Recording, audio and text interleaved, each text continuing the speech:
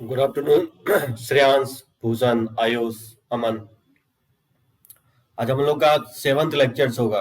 ठीक है, सर्किल का एक लेक्चर और बच जाएगा जो कि कंप्लीट हो जाएगा सर्किल। तो देखो, equation of chord joining two points. आज हम लोग कॉमन टेंजेंट्स के बारे में देखेंगे और कॉर्ड का इक्वेशंस कैसे लिखेंगे उसके बारे में भी हम लोग देखेंगे। तो कॉर्ड के इक्वेशंस वैसे काफी यहाँ पे यूज नहीं होगा, लेकिन हम लोग पाराबोला में ज्यादातर यूज होगा। ठीक है ना। कॉमन टेंजेंट काफी इंपॉर्टेंट होगा, इससे जो है ना मेंस में, आईआईटी जेईई मेंस में काफी क्वेश्चंस पूछा है। ठीक है आयुष। तो देखो, कॉर्ड का इक्वेशंस कैसे हम लोग लिखेंगे पैरामेट्रिक फॉर्म में।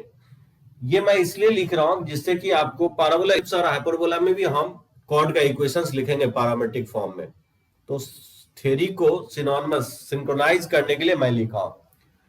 तो देखो, equation of chord joining two points of the circle क्या होगा। The equation of chord P Q to the circle x square plus y square equal to a square joining 2 points p of alpha and q of beta on it is given by x cos of alpha plus beta by 2 plus होगा y sin of alpha plus beta by 2 equal to होगा cos of alpha minus beta by 2। देखो, इसको समझने की कोशिश करो कैसे हम लाए। जैसे स्टैंडर्ड सर्किल पे ये लिखा गया है, ठीक है ना। तो मान लो ये सर्किल है जिसका सेंटर ऑरिजिन है और रेडियस इसका ए के इक्वल है। ये सर्किल होगा x square plus y square equal to a square. इसी पे दो पॉइंट है। तो जब भी पी ऑफ अल्फा लिखा होगा, इसका मैं पहले भी बताया मीनिंग, जब भी पी ऑफ अल्फा लिखा होगा इसका मतलब होगा a cos of alpha comma a sine of alpha. ठीक है ना। और इसी पे दूसरा पॉइंट है, क्यू पॉइंट है। तो क्यू ऑफ बीटा लिखा हो, शॉर्टकट में क्यू ऑफ बीटा लिखते हैं। जब भी आपको क्यू ऑफ बीटा लिखा होगा इसका मतलब क्या होगा, ये होगा a cos of beta comma a sine of beta हो जाएगा। इसी दो पॉइंट से मुझे लाइन का इक्वेशन लिखना है, कॉर्ड का इक्वेशन। बात समझे, ये अल्फा एंगल बना रहा है और क्यू जो है पॉजिटिव एक्स एक्सिस के साथ ये बीटा एंगल बना रहा है। तो यही होगा पैरामेट्रिक फॉर्म में पी और क्यू का कोऑर्डिनेट, और यही कॉर्ड होगा। आपको कॉर्ड का इक्वेशन कैसे लिखेंगे, 2 पॉइंट फॉर्म में लाइन का इक्वेशन लिख दिया गया है। क्योंकि P का कोऑर्डिनेट और Q का कोऑर्डिनेट पता है, तो 2 पॉइंट फॉर्म में लाइन का इक्वेशंस लिखा गया है। और ट्रिगोनोमेट्री का थोड़ा बहुत फॉर्मूला यूज किया गया है, cos C minus cos D का और sin C minus sin D का। तो देखोगे कॉर्ड का इक्वेशंस यही आएगा, x cos of alpha plus beta by 2 plus y sin of alpha plus beta by 2 equal होगा cos of alpha minus beta by 2। ठीक है ना। तो यहाँ पे एंगल सेम होगा, alpha plus beta by 2 alpha plus beta by 2, जबकि right hand side जो ज्यादा यूज नहीं होगा। ठीक है ना। एज ए फॉर्मूले मेमोराइज रखेंगे, बहुत कम रेयर यूज होगा।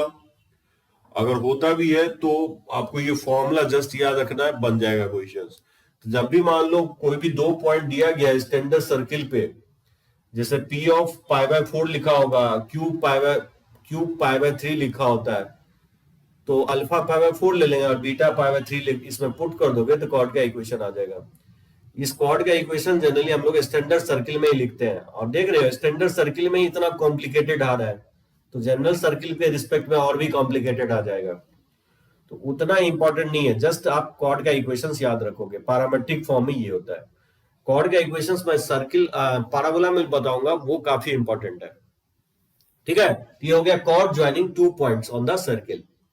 देखो, उसके बाद काफी इंपॉर्टेंट होगा, एवरी ईयर जानते हो मेन से इससे क्वेश्चंस रहता ही रहता है, कॉमन टेंजेंट। बोर्ड बहुत पहले छूट गया, बोर्ड में ये सब नहीं आता है। ठीक है ना आयुष। ये आपको मेंस पॉइंट ऑफ व्यू से बताता हूं। आपको दो सर्किल के बारे में जब भी बात होगी तो कॉमन टेंजेंट की बात जरूर होगी।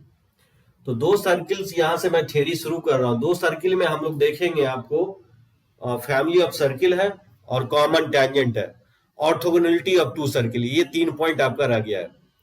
ठीक है ना। तो एक लेक्चर से और लग जाएगा आपको। कॉमन टेंजेंट क्या होता है, देखो a common tangent, a tangent which are common to both the circle is called common tangent. वैसा लाइन जो दोनों सर्किल पे टेंजेंट होगा उसी को हम लोग बोलते हैं common tangent. There are 2 types of common tangent. दो तरह का कॉमन टेंजेंट होता है, एक होता है डायरेक्ट कॉमन टेंजेंट, जिसको शॉर्टकट में हम लोग डीसीटी बोलते हैं। ठीक है ना। Direct common tangent, direct common tangent को ही हम लोग एक्सटर्नल कॉमन टेंजेंट कहा जाता है। तो डीसीटी बोलेंगे या नहीं तो external common tangent, direct common tangent या नहीं तो एक्सटर्नल कॉमन टेंजेंट। इसका डिफिनीशन क्या होगा, if centre of two circle lies on the same side of the tangent. अगर दोनों सर्किल का सेंटर अगर टेंजेंट के सेम साइड लाई करता है तो वैसे टेंजेंट्स को हम लोग बोलते हैं डायरेक्ट कॉमन टेंजेंट। जैसे देखो कैसे, जैसे मान लो ये दो सर्किल है, ठीक है ना, तो डायरेक्ट कॉमन टेंजेंट ये कहलाएगा आपको, ये लाइन, ये डॉटेड लाइन, यही डॉटेड लाइन क्या कहलाएगा, डायरेक्ट कॉमन टेंजेंट डीसीटी। क्योंकि जो सेंटर है सर्किल का, दोनों जो सेंटर है वो इस लाइन के रिस्पेक्ट में दोनों सेम साइड है। बात समझे, इस लाइन के रिस्पेक्ट में सर्किल का दोनों सेंटर सेम साइड है। इस डॉटेड लाइन को ही कहा गया है डायरेक्ट कॉमन टेंजेंट, दोनों सर्किल को टच कर रहा है। देखो डायरेक्ट कॉमन टेंजेंट ये भी होगा, ये लाइन भी कहलाएगा डायरेक्ट कॉमन टेंजेंट, ठीक है ना। इस लाइन को भी हम लोग डायरेक्ट कॉमन टेंजेंट बोलेंगे, क्योंकि ये लाइन भी क्या होगा, सेंटर के, दोनों सर्किल का सेंटर इस लाइन के रिस्पेक्ट में सेम साइड लाई कर रहा है। डेफिनेशन समझ में आया डायरेक्ट कॉमन टेंजेंट। तो ऐसे दो डायरेक्ट कॉमन टेंजेंट होगा। जैसे मान लो दो सर्किल अगर इस तरह से लेते हो तो ये भी डायरेक्ट कॉमन टेंजेंट होगा।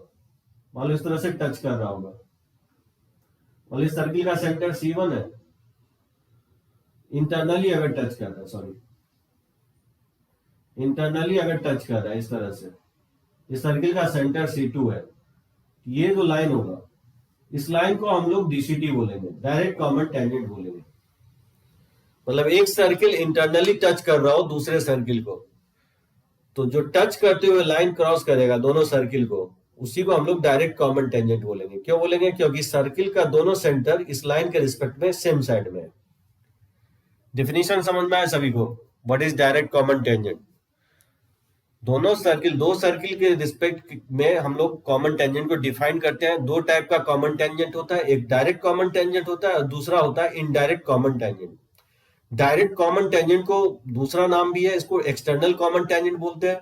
वैसा टेंजेंट जो सेंटर, दोनों सर्किल का सेंटर सेम साइड होगा, तो वैसे हम लोग लाइन को हम लोग डायरेक्ट कॉमन टेंजेंट बोलते हैं, ठीक है ना। तो ये डायरेक्ट कॉमन टेंजेंट होगा, ये भी डायरेक्ट कॉमन टेंजेंट होगा। इनडायरेक्ट कॉमन टेंजेंट किसको बोलेंगे, जिसको हम लोग इंटरनल कॉमन टेंजेंट भी कहा जाता है, या आप इसको ट्रांसवर्स कॉमन टेंजेंट भी बोल सकते हो। शॉर्टकट में हम लोग आईसीटी लिखेंगे इसको, ठीक है ना। आईसीटी का मतलब होगा indirect common tangent. I stand for indirect, C stand for common, T stand for tangent. तो इनडायरेक्ट कॉमन टेंजेंट का डिफिनीशन ये होगा कि centre of two circle lies on the opposite side of the common tangent is called indirect common tangent. जैसे देखो ये, जैसे मान लो ये दो सर्किल है जिसका सेंटर ये C1 C2 है, तो जो इस लाइन की बात करोगे, ये लाइन जो कहलाएगा ना इनडायरेक्ट कॉमन टेंजेंट कहलाएगा, इसी को हम बोलेंगे आईसीटी, यही कहलाएगा इनडायरेक्ट कॉमन टेंजेंट। इस लाइंस का आप देखोगे सेंटर जो है ना दोनों अपोजिट साइड है इस लाइन के रिस्पेक्ट में, इसलिए इसको नाम दिया गया है इनडायरेक्ट कॉमन टेंजेंट। एक इस तरह से भी हो सकता है, जैसे इस तरह से, ठीक है ना। ये भी कहलाएगा आपको इनडायरेक्ट कॉमन टेंजेंट।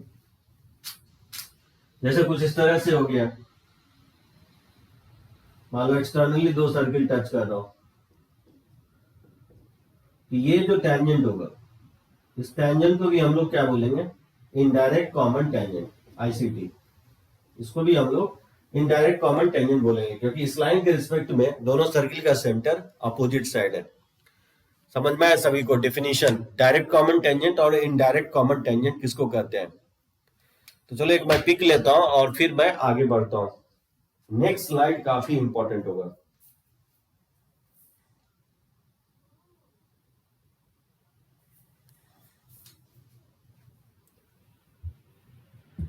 रब करें इसको, किसी को डाउट नहीं है ना। कॉर्ड का इक्वेशंस डायरेक्टली मेमोराइज रखोगे, P alpha P Q beta पे कॉर्ड का इक्वेशन ये होगा। डायरेक्ट कॉमन टेंजेंट दो तरह का होता है, डायरेक्ट इनडायरेक्ट कॉमन टेंजेंट। अब देखो डायग्राम के बेसिस पे कितने तरह का कॉमन टेंजेंट होता है।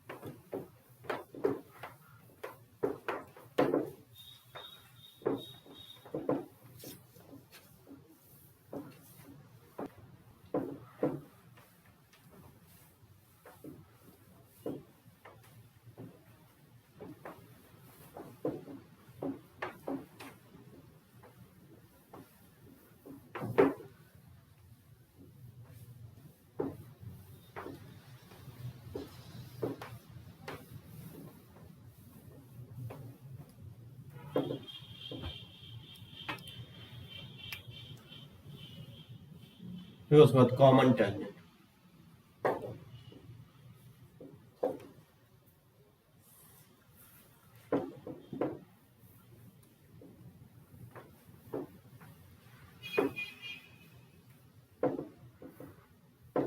तो यहाँ पे मैं डायग्राम बना रहा हूं, ठीक है, और यहां पे मैं लिख रहा हूं कंडीशन,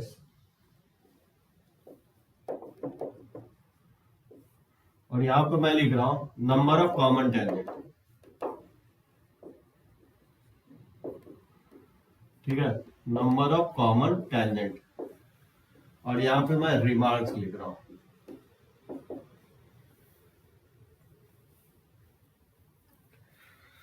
ये चार्ट काफी इंपॉर्टेंट होगा, ठीक है ना, मेमोराइज रखना है इस चार्ट को। देखो डायग्राम जो है, मान लो सर्किल कुछ इस तरह से मैं ड्रॉ करूं, जैसे लेट्स से ये सर्किल है, दो सर्किल है जो एक्सटर्नली है, एक दूसरे को टच और कट नहीं कर रहा है। मान लो ये सेंटर C1 है सर्किल का, और सर्किल का सेंटर C2 है। इस डायग्राम में दो डायरेक्ट कॉमन टेंजेंट होगा, एक तो ये होगा डायरेक्ट कॉमन टेंजेंट, और दूसरा आपका ये होगा, ठीक है। ये डायरेक्ट कॉमन टेंजेंट, दो डायरेक्ट कॉमन टेंजेंट होगा। उसी तरह से इनडायरेक्ट कॉमन टेंजेंट भी कितना होगा, इनडायरेक्ट कॉमन टेंजेंट भी दो होगा।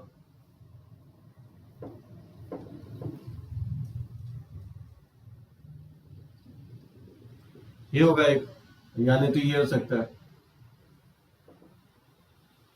ये होगा, ठीक है। टोटल 4 कॉमन टेंजेंट होगा। कंडीशन ये होगा कि दो सर्किल टच और कट तभी नहीं करेगा जब मान लो इस सर्किल का रेडियस अगर हम R1 मान लें और इस सर्किल का रेडियस हम R2 एज्यूम कर लें, तो सेंटर के बीच का डिस्टेंस जो है ग्रेटर होना चाहिए रेडियस के सम से। अगर दोनों सर्किल के सेंटर के बीच का डिस्टेंस डायग्राम में क्लियरली दिख रहा है कि रेडियस के सम से ग्रेटर होगा, तो एक दूसरे सर्किल को टच और कट नहीं करेगा। तो कितने कॉमन टेंजेंट होंगे, यहाँ पे दो कॉमन टेंजेंट होंगे, दो डीसीटी होंगे और दो आईसीटी होंगे, ठीक है। Total number of common tangent कितने होंगे, 4 होंगे। तो जब भी एक सर्किल आउटसाइड होगा, कंप्लीटली आउटसाइड होगा दूसरे सर्किल के लिए, ये कैसे चेक करेंगे, हम लोग सेंटर के बीच का डिस्टेंस निकालेंगे दो सर्किल और देखेंगे कि रेडियस के सम से ग्रेटर है कि लेस है। अगर ग्रेटर है, रेडियस के सम से ग्रेटर है, तो ये कंफर्म हो जाएगा एक सर्किल जो दूसरे सर्किल से आउटसाइड होगा, कट और टच नहीं करेगा। और ऐसे डायग्राम में total number of common tangent कितने होंगे, total number of common tangent 4 होंगे, जिसमें डीसीटी 2 होंगे और आईसीटी 2 होगा। डायरेक्ट कॉमन टेंजेंट 2 होंगे और इनडायरेक्ट कॉमन टेंजेंट 2 होंगे। यहां मैं रिमार्क्स लिख देता हूं कि वन सर्किल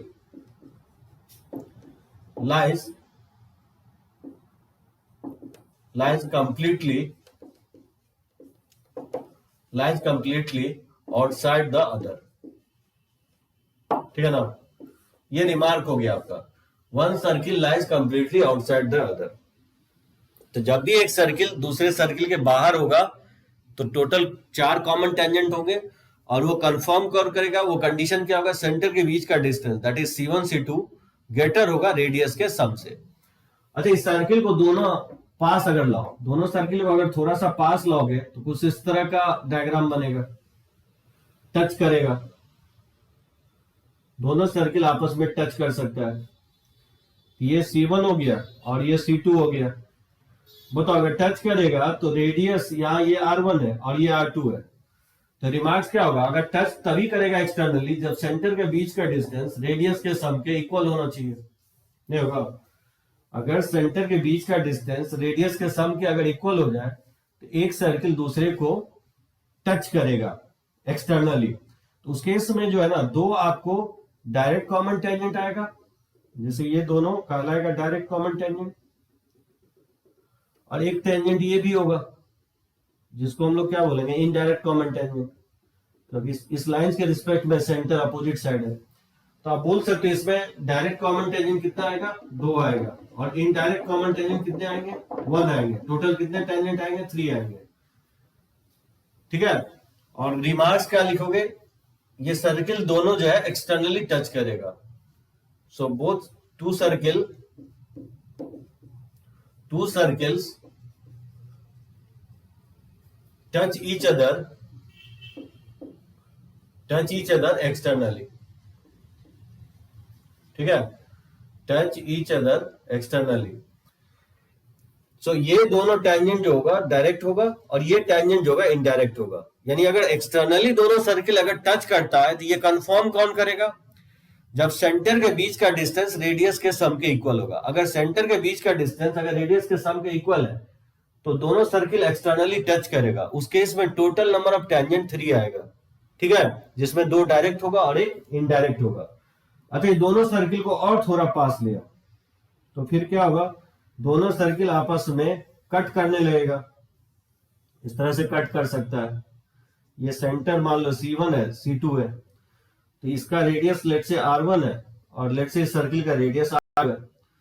तो एक चीज तो कंफर्म है कि दो सिर्फ डीसीटी होगा, इसका नहीं होगा। ये लाइन और ये लाइन, दो टेंजेंट कॉमन टेंजेंट इसके पास होगा और ये दोनों ही डीसीटी होगा। इस केस में क्या होगा कि सेंटर के बीच का डिस्टेंस जो होगा वो लेसर होगा रेडियस के सम से, लेकिन ग्रेटर होगा रेडियस के डिफरेंस से भी, ठीक है। यही कंडीशन होगा जिससे दो सर्किल आपस में कट करेगा दो पॉइंट पे। सेंटर के सम से अगर लेसर है ना तो अंदर चला जाएगा, डिफरेंस इसलिए ग्रेटर क्योंकि नहीं तो एक सर्किल दूसरे सर्किल के कंप्लीटली अंदर चला जाएगा तो भी टच और कट नहीं करेगा। टच और कट दो केस में नहीं कर सकता है, ठीक है आयुष। एक सर्किल दूसरे के अंदर चला जाए तो भी टच कट नहीं करेगा और एक सर्किल कंप्लीटली बाहर चला जाए दूसरे से तो भी टच कट नहीं करेगा। तो रेडियस के सम से तो लेसर होना चाहिए, ठीक है ना, कट करने के लिए। डिफरेंस रेडियस के डिफरेंस से ग्रेटर इसलिए क्योंकि फिर नहीं तो अंदर चला जाएगा दूसरा सर्किल। तो सर्किल कट करने के लिए ये कंडीशन होगा। काफी इंपॉर्टेंट है, इस पे काफी क्वेश्चन पूछा गया है आपको मेंस में। ये जितने भी पॉइंट बता रहा हूं, फर्स्ट सेकेंड थर्ड पॉइंट काफी इंपॉर्टेंट होगा, ठीक है। फर्स्ट सेकेंड और ये थर्ड पॉइंट हो गया। तो दो सर्किल टच करेगा तो नंबर ऑफ कॉमन टेंजेंट जो होगा दो ही होगा, जिसमें डीसीटी 2 होगा और आईसीटी आपका क्या होगा? 0 हो जाएगा। So total number of common tangent 2 ही होगा। इसमें आप ये लिख सकते हो टू सर्किल्स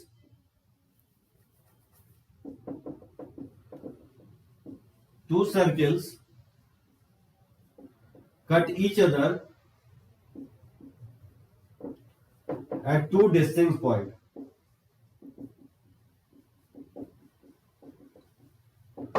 तो दो सर्किल अगर कट करता है दो पॉइंट पे तो कंडीशन ये होगा कि सेंटर के बीच का डिस्टेंस रेडियस के सम से लेस और रेडियस के डिफरेंस से क्या होना चाहिए? ग्रेटर होना चाहिए। उस केस में नंबर ऑफ कॉमन टेंजेंट कितने आएंगे? 2 आएंगे। और ये कैसे चेक करेंगे कि सर्किल कट कर रहा है कि नहीं कर रहा है? सेंटर के बीच का डिस्टेंस, दो सर्किल के सेंटर के बीच का डिस्टेंस निकाल के हम चेक करेंगे कि रेडियस के सम और रेडियस के डिफरेंस से अगर ग्रेटर आता है तो ये कंफर्म होगा कि दो सर्किल कट करेगा। उसमें नंबर ऑफ कॉमन टेंजेंट, ठीक है, 2 होगा। क्वेश्चन इस तरह से दो सर्किल दे देगा, बोलेगा कि नंबर ऑफ कॉमन टेंजेंट बताओ कितने होंगे। तो रिलेटिव पोजीशन पता करोगे दोनों सर्किल का कि एक सर्किल दूसरे के आउटसाइड है कि टच कर रहा है एक्सटर्नली कि कट कर रहा है। ये पता कैसे करेंगे? ये कंडीशन से ही पता चलेगा, ठीक है ना। सेंटर के बीच का डिस्टेंस को रेडियस के सम या रेडियस के डिफरेंस से हम लोग कंपेयर करेंगे। अगर सेंटर के बीच का डिस्टेंस रेडियस के सम के इक्वल आता है तो ये कंफर्म होगा कि दो सर्किल एक्सटर्नली टच कर रहा है, तो उसमें नंबर ऑफ कॉमन टेंजेंट 3 हो जाएगा। अगर मान लो कट कर रहा है तो नंबर ऑफ कॉमन टेंजेंट 2 हो जाएगा, तो उस केस में ये कंडीशन सेटिस्फाई होगा। अगर टच और कट नहीं कर रहा है तो सेंटर के बीच का distance that is C1 C2 greater रहेगा R1 प्लस R2 से, तो उस केस में नंबर ऑफ कॉमन टेंजेंट जो होंगे वो 4 होंगे, ठीक है। इसमें किसी को डॉट हो तो पॉइंट आउट कर सकते हो। रब करें इसको, टाइप करो। एक दो केस और है जो कि मैं लिख देता हूं, बोर्ड को रब करें उसके बाद।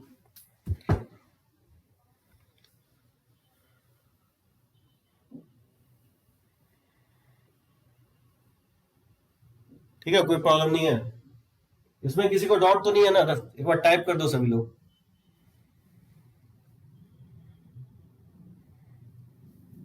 ओके चलो।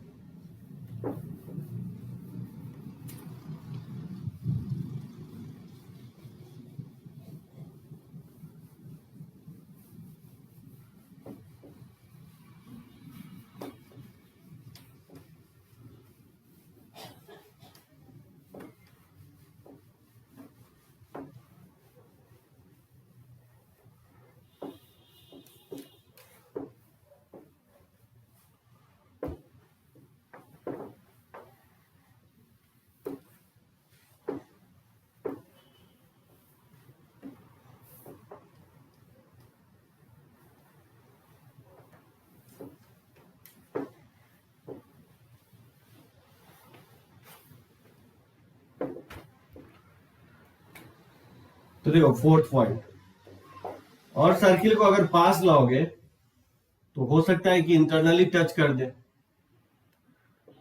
और ये C1 है और ये C2 है, ये लेंथ आपको क्या होगा, ये R1 होगा और ये आपका R2 होगा।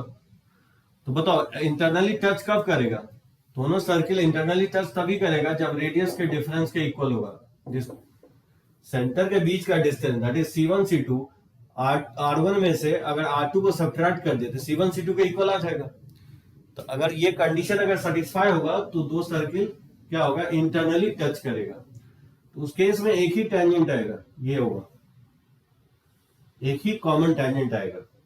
और इसको क्या बोलोगे, सेंटर, क्योंकि इस सर्किल के रिस्पेक्ट में सेंटर सेम साइड लाई कर रहा है, इसको हम लोग डीसीटी बोलेंगे, डायरेक्ट कॉमन टेंजेंट। यानी number of direct common tangent एक ही होगा और आईसीटी एक भी नहीं होगा। ठीक है, total number of common tangent one ही होगा। तो यहां लिख सकते हो कि two circle touch each other internally. ठीक है, अगर रिलेटिव पोजीशन इस तरह का अगर दिखता है तो सेंटर के बीच का डिस्टेंस रेडियस के डिफरेंस के इक्वल आएगा। ठीक है, उस केस में नंबर ऑफ कॉमन टेंजेंट एक ही होगा, डीसीटी एक होगा और आईसीटी आपका 0 होगा। अगर और थोड़ा सा सर्किल को पास लाएंगे तो कुछ इस तरह का सिचुएशन जनरेट होगा, एक सर्किल दूसरे सर्किल के कंप्लीटली इनसाइड हो जाएगा। उस केस में देखोगे कंडीशन ये आएगा आपको, C1 C2 का डिफरेंस क्या होगा, लेसर देन आएगा रेडियस के डिफरेंस से। ठीक है, सेंटर के बीच का डिस्टेंस अगर लेसर आता है रेडियस के डिफरेंस से तो उस केस में क्या होगा, कॉमन टेंजेंट एक भी नहीं होगा, डीसीटी भी 0 होगा और आईसीटी भी क्या होगा, 0 होगा। यानी नंबर ऑफ कॉमन टेंजेंट एक भी नहीं होगा, 0 हो जाएगा। सो वन सर्किल, रिमार्क्स क्या होगा, वन सर्किल लाइज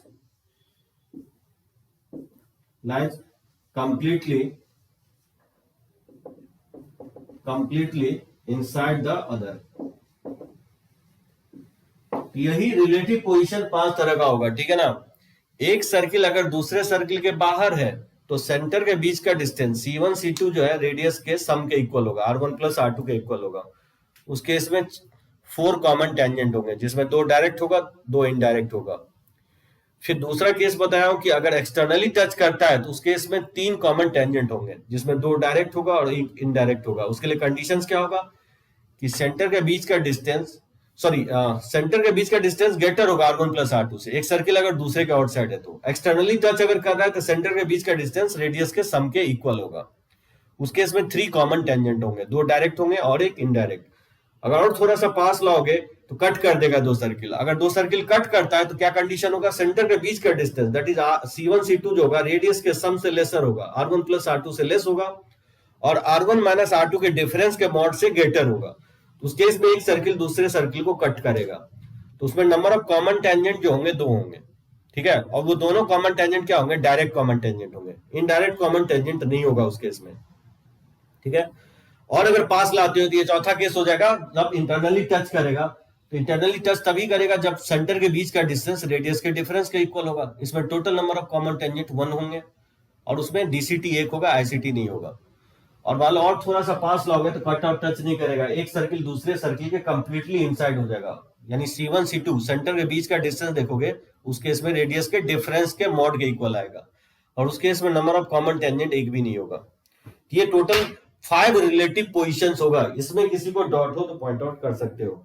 इससे एक क्वेश्चन मेंस में श्योर शॉर्ट रहता है, तो काफी इजी थ्योरी है। तो ये 2 स्लाइड को आप रट लेना है आपको। ठीक है, बढ़े आगे, रब करें इसको, अब देखते हैं इस पे क्वेश्चंस।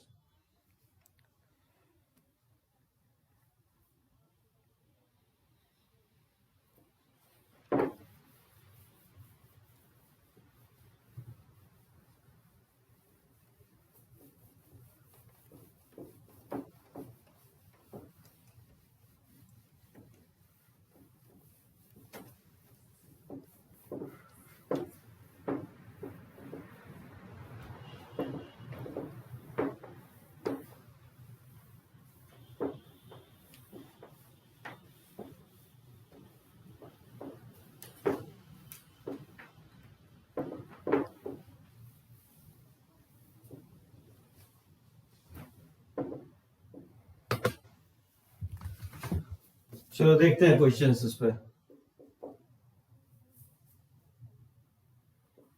जैसे examine if the two circle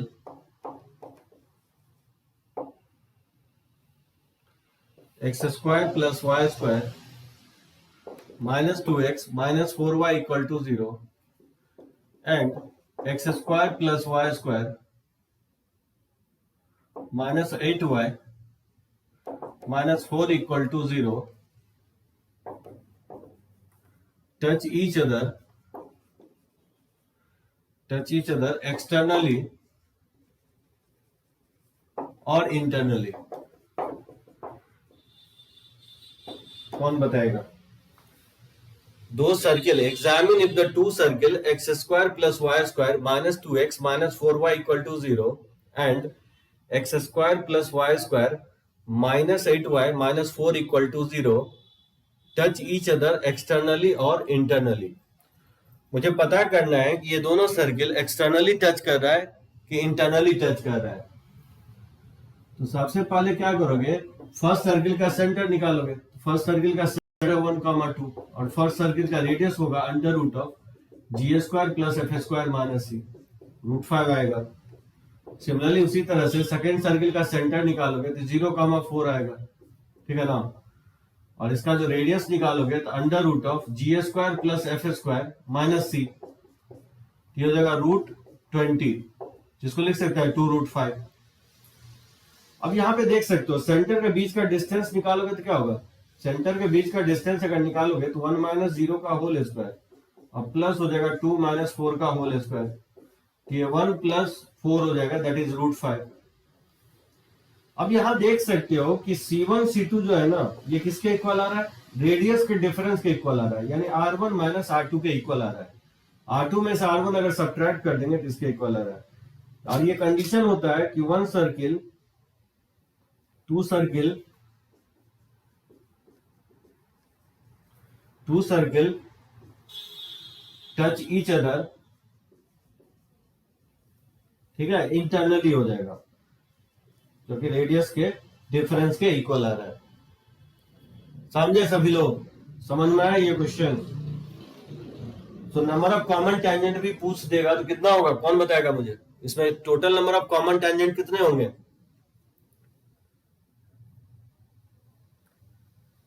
तो नंबर ऑफ कॉमन टेंजेंट कितने होंगे?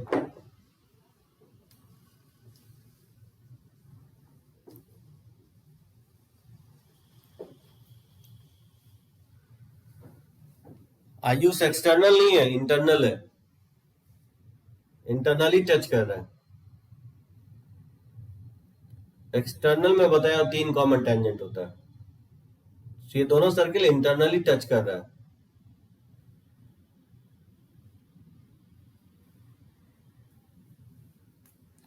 तो जब इंटरनली टच करेगा एकदम सही है, 1 होगा, तो नंबर ऑफ कॉमन टेंजेंट 1 होगा। चलो एक क्वेश्चन मैं और लेता हूं, जैसे find the position of the circle x square plus y square minus 2x minus 6y plus 9 equal to 0 and x square plus y square plus 6x minus 2y plus 1 equal to 0, ठीक है, with respect to each other. अच्छा दिख नहीं रहा होगा,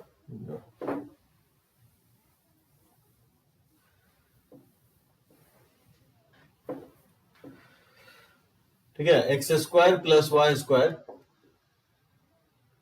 plus 6x minus 2y plus 1 equal to 0, ठीक है, with respect to each other.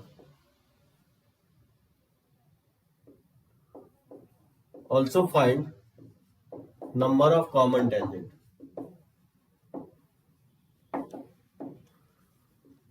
ठीक है, also find number of common tangent. कैसे निकालोगे?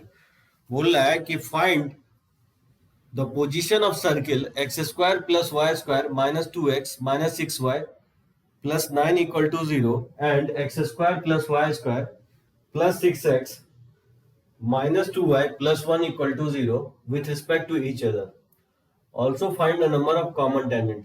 मतलब इसका रिलेटिव पोजीशन पता करना है कि दो सर्किल टच कर रहा है इंटरनली की एक्सटर्नली, की कट कर रहा है कि टच और कट नहीं कर रहा है, और नंबर ऑफ कॉमन टेंजेंट भी बताना है. तो क्या करेंगे, क्विकली हम लोग सेंटर्स फाइंड आउट करेंगे. तो फर्स्ट सर्किल का जो सेंटर होगा वो 1,3 है. फर्स्ट सर्किल का रेडियस होगा under root of ji square plus F square minus c का वैल्यू 9 है, तो ये 1 आ जाएगा. सेकेंड सर्किल का जो सेंटर होगा वो दिया गया -3,1, ठीक है. और सेकेंड सर्किल का रेडियस हो जाएगा जी स्क्वायर प्लस एफ स्क्वायर और माइनस सी का वैल्यू 1 है, ठीक है. तो ये 3 के इक्वल आ रहा है. तो सेंटर के बीच का डिस्टेंस निकालोगे तो क्या आएगा, सेंटर के बीच का डिस्टेंस निकालेंगे तो 1 माइनस माइनस प्लस 3 का होल स्क्वायर और प्लस 3 माइनस 1 का होल स्क्वायर, तो इक्वल हो जाएगा ये 4, यानी 16 हो जाएगा प्लस ये 4 यानी √20 हो जाएगा, जिसको लिख सकते हैं 2√5 के इक्वल. और सेंटर सो 2√5 का वैल्यू क्या होगा अप्रोक्सीमेटली 2 इंटू 2.2, यानी अप्रोक्सीमेटली √5 का वैल्यू क्या लिख सकते हो 2.2. तो अप्रोक्सीमेटली ये बोल सकते हो 4.4 के आसपास आएगा. अगर रेडियस का सम देखोगे तो ये 4 के इक्वल है, नहीं है, रेडियस को हम ऐड करेंगे तो 4 के इक्वल आएगा. तो क्लियरली दिख रहा है जो सेंटर के बीच का डिस्टेंस है वो ग्रेटर है r1 प्लस r2 से. तो क्या होगा condition, one circle lies completely outside, one circle lies completely outside the other. क्या होगा, तो नंबर ऑफ कॉमन टेंजेंट इस केस में कितना होगा, नंबर ऑफ कॉमन टेंजेंट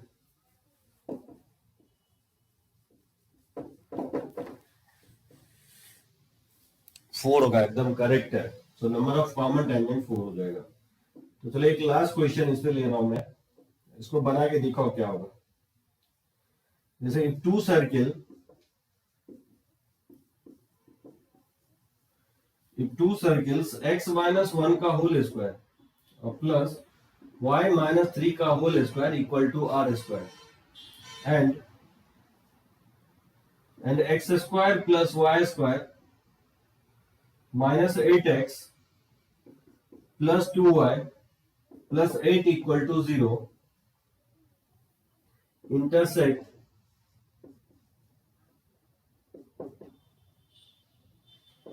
ठीक है, intersect in two distinct point.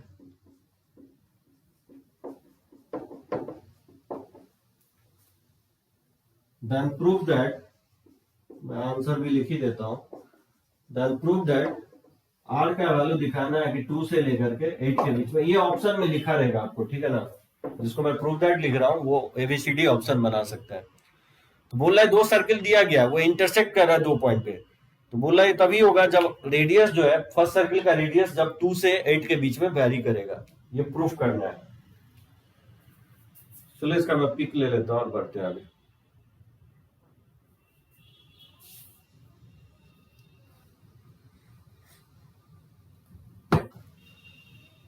ठीक है, रब करें इसको.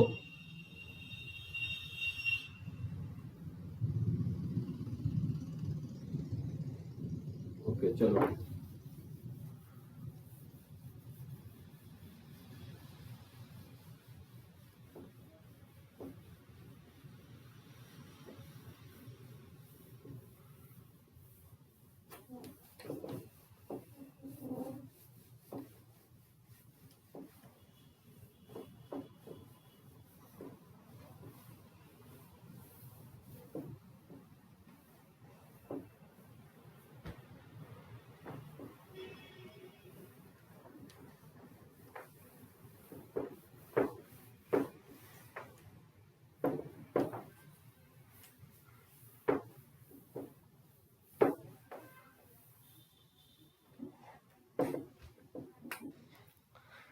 क्या करेंगे, वही काम करेंगे हम लोग. क्या करेंगे, सेंटर सबसे पहले निकालेंगे. तो फर्स्ट सर्किल का सेंटर क्या है 1,3 और इसका रेडियस जो है r के इक्वल है.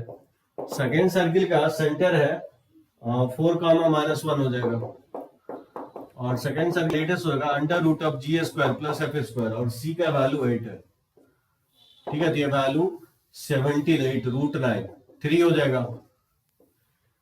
कंडीशन क्या लगाओगे? If two circle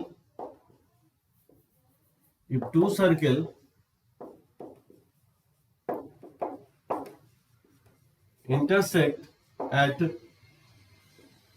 two distinct point, then centre के बीच का डिस्टेंस क्या होगा? रेडियस के सम से लेसर होना चाहिए, और रेडियस के डिफरेंस से क्या होना चाहिए? ग्रेटर होना चाहिए, इसका मॉड वैल्यू। तो सेंटर के बीच का डिस्टेंस अगर फाइंड आउट करोगे तो क्या आएगा? सेंटर के बीच का डिस्टेंस अगर निकालोगे डिस्टेंस फॉर्मूला से, तो अंडर रूट ऑफ 1 - 4 का होल स्क्वायर, और प्लस होगा 3 माइनस माइनस प्लस 1 का होल स्क्वायर। ये वैल्यू हो जाएगा 9 और प्लस ये 16 हो जाएगा, तो 25, ये 5 आ जाएगा। तो सेंटर का बीच का डिस्टेंस 5 आ रहा है, और इस रेडियस आर है और इसका 3 है, तो इसका मॉड वैल्यू सेंटर के बीच का डिस्टेंस निकाल चुके हैं 5 के इक्वल है, और ये आर प्लस 3 हो जाएगा। समझे? सब्स्टिट्यूट कर दिया, तो इसको दो पार्ट में ब्रेक कर लोगे, सिंप्लीफाई करना है तो लेस देन 5 लिखोगे एंड, और 5 is less than r plus 3। तो जब भी एक इनइक्वालिटीज को दो पार्ट में ब्रेक करते हैं तो एंड का कनेक्शन आता है, इंटरसेक्शंस लोगे। अब मॉड का प्रॉपर्टी यहां यूज करोगे कि r-3 का मॉड अगर लेस देन 5 है तो r-3 क्या लिखोगे? -5 से +5 होगा, बेसिक्स में ये बताया हूं। और फिर r+3 ग्रेटर देन 5, वेरिएबल को मैं पहले लिख दिया हूं, 5 को बाद में लिख दिया हूं, तो ये इनइक्वालिटी पलट जाएगा, लेस से ग्रेटर हो जाएगा।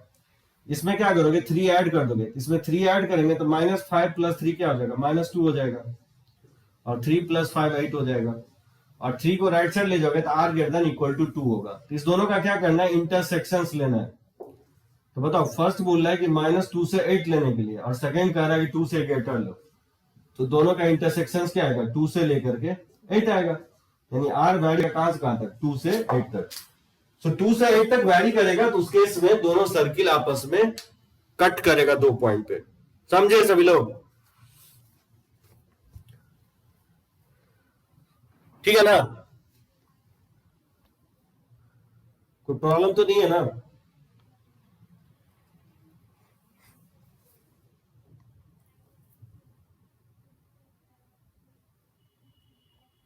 कोई प्रॉब्लम नहीं, चलो ओके।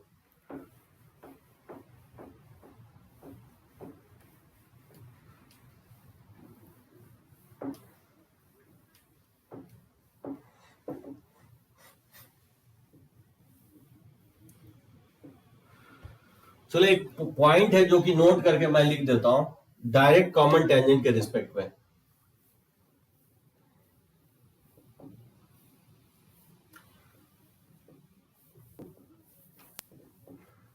ठीक है, मैं यहां लिख देता हूं, सेंटर के बीच का डिस्टेंस आप निकालोगे तो ये 5 आएगा।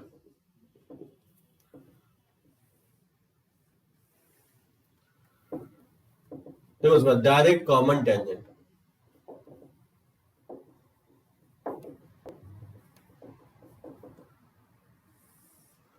डीसीटी बोलेंगे, ठीक है ना?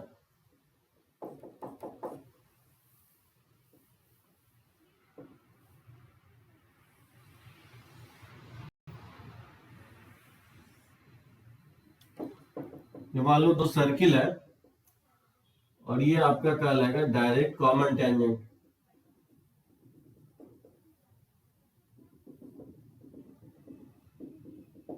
ठीक है ना? कहीं जा करके ये इंटरसेक्ट करेगा, और सेंटर को ज्वाइन करोगे, ये सेंटर जो है इंटरसेक्ट करेगा। ये मान लेता हूं पी पॉइंट पे दोनों इंटरसेक्ट करता है, ये डायरेक्ट कॉमन टेंजेंट होगा। और यहां मान लो ये इंटरसेक्ट कर रहा है, टच कर रहा है ए पॉइंट पे, और इसको टच कर रहा है बी पॉइंट पे। ठीक है ना? रेडियस टेंजेंट पे क्या होता है? पर्पेंडिकुलर होता है, ये 90 डिग्री हो जाएगा। मैं यही कहना चाह रहा हूं कि the indirect common tangents intersect करेगा सेंटर्स को। जब हम लाइन ज्वाइन करेंगे तो इसको एक्सटर्नली इंटरसेक्ट करता है रेडियस के रेशियो में। सिंपली मैंने यहां लिख देता हूं, so point of intersection of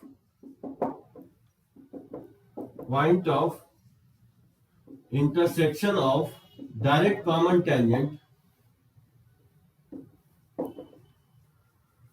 point of intersections of direct common tangent intersect the line joining center of two circle externally in the ratio of their radii.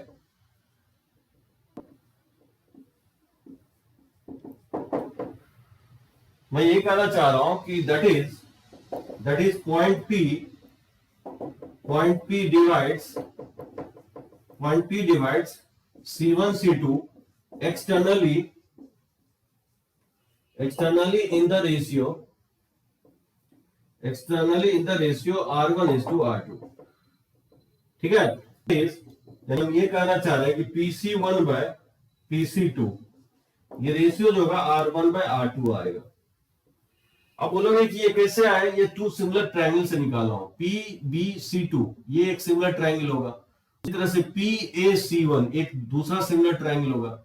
इसी दोनों सिमिलर ट्रायंगल में लगाओगे ना तो PC1 by R1 और PC2 by R2 ये दोनों equal होगा, तो PC1 by PC2 इक्वल होगा R1 by R2।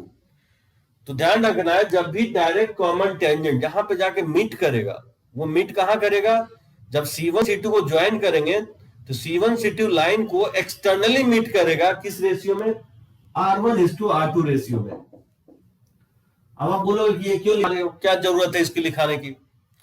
देखो, डायरेक्ट कॉमन टेंजेंट का कहीं अगर इक्वेशन पूछ दे आपसे तो कैसे निकालोगे। अगर मान लो P का कोऑर्डिनेट एक्सटर्नल सेक्शन सर्किल दिया रहेगा, दोनों सर्किल, तो सेंटर पता होगा C1 C2 और रेडियस भी पता होगा। तो जब सेंटर पता है, रेडियस पता है, तो ये थ्योरी लिखवा दिया हूं, तो P का सेक्शन फॉर्मूला के एक्सटर्नल सेक्शन फॉर्मूला से P का कोऑर्डिनेट जनरेट कर लोगे। अब मान लो P पॉइंट आ गया तो लाइन का इक्वेशन यहां से ऐसा पॉइंट है पे जहां से हम एक सर्किल पे टच करवाएंगे तो ऑटोमेटिकली दूसरे सर्किल को भी जाके टेंजेंट क्या करेगा, टच कर देगा। यानी इस P पॉइंट से हम लोग कॉमन टेंजेंट ड्रॉ कर सकते हैं। तो कॉमन टेंजेंट का अगर इक्वेशंस फाइंड आउट करना है तो मुझे स्लोप चाहिए और पॉइंट चाहिए। पॉइंट तो निकल ही जाएगा, P पॉइंट मुझे पता है, सेक्शन फॉर्मूला से निकाल लोगे, और स्लोप m मान लोगे, ठीक है ना। और लाइन का इक्वेशंस लिख दोगे, y minus y1 equal to m into x minus x1 और particular length equal to radius से स्लोप आ जाएगा। तो फॉर्मूला मैं नहीं दे रहा हूं, लेकिन कॉमन टेंजेंट निकालने का प्रोसेस मैं बता रहा हूं आपको। ये आपको थ्योरी हेल्प करेगा। अगर P का पॉइंट अगर निकालिए कि आपको थ्योरी हेल्प करेगा। P पॉइंट अगर पता रहेगा, स्लोप नहीं पता, तो स्लोप m एज्यूम करके लाइन का इक्वेशंस लिख लोगे कॉमन टेंजेंट का। और किसी भी सर्किल पे, इधर इस सर्किल पे या इस सर्किल पे, particular length equal to radius कर दोगे, क्योंकि मैं थ्योरी बताया हूं कि कोई भी लाइन अगर सर्किल को टच करता है तो पर्टिकुलर लेंथ इक्वल टू क्या होता है, रेडियस होता है। तो वहां से आप कॉमन टेंजेंट का इक्वेशंस फाइंड आउट कर लोगे, ठीक है। ये तो पहला पॉइंट हो गया। दूसरा पॉइंट जो होगा, length of direct common tangent. Sometimes ये भी पूछता है कि डायरेक्ट कॉमन टेंजेंट का लेंथ निकालो। ये ए बी होगा डायग्राम पे, इसी ए बी लेंथ को हम लोग बोलेंगे length of direct common tangent, ठीक है। ये जो लेंथ कहलाएगा डायरेक्ट कॉमन टेंजेंट। ये लेंथ कैसे फाइंड आउट करोगे, ये इक्वल होता है under root of distance between centre का स्क्वायर और माइनस रेडियस के डिफरेंस R1 माइनस R2 का होल स्क्वायर होगा। ये होगा डायरेक्ट कॉमन टेंजेंट का लेंथ, C1 C2 का होल स्क्वायर माइनस हो जाएगा R1 माइनस R2 का होल स्क्वायर का अंडर रूट। अब आप बोलो कि ये कैसे लाए हैं, देखो गौर करो, इसको थोड़ा देखो, प्रूफ देखो। AB का लेंथ हम कैसे फाइंड आउट कर रहे हैं। मैं क्या कर रहा हूं कि एक लाइन ड्रॉ कर रहा हूं C2 से पास करने वाला और AB के पैरेलल। तो बताओ, C2 से पास करने वाला और AB के पैरेलल, ये लाइन हो जाएगा। सो मैंने ये लाइन इसी के पैरेलल ड्रॉ किया।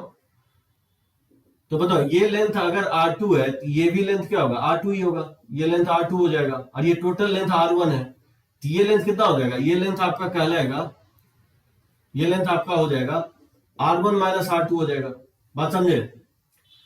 तो एक बात होता है, इसमें पाइथागोरस, ये C1 C2 के बीच का लेंथ है और जानते हो रेडियस अगर ये 90 डिग्री है तो ये भी क्या होगा, 90 डिग्री होगा।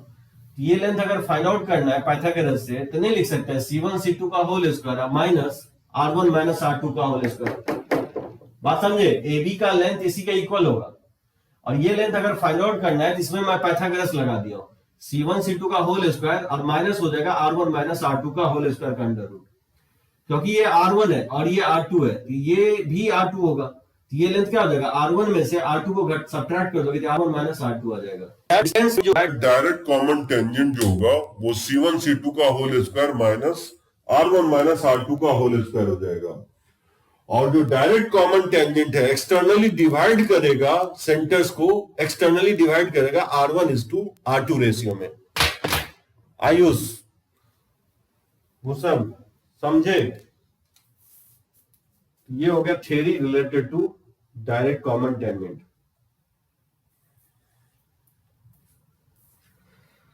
चलो रब करते हैं इसको। जैसे एक फॉर्मूला है, length of direct common tangent कहीं पूछता है तो वो फॉर्मूला आप यूज कर सकते हो।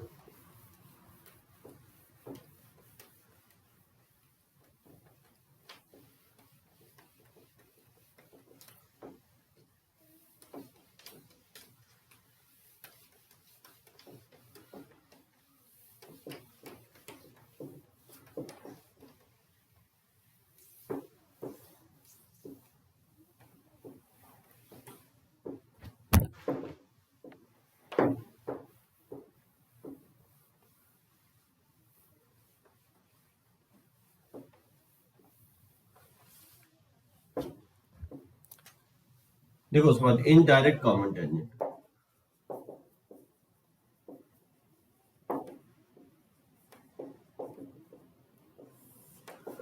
शॉर्टकट में इसको आईसीटी बोलेंगे, इसी को हम लोग इंटरनल कॉमन टेंजेंट नहीं तो ट्रांसवर्स कॉमन टेंजेंट बोलते हैं। तो चलो मैं वही डायग्राम मैं फिर से ड्रॉ कर रहा हूं।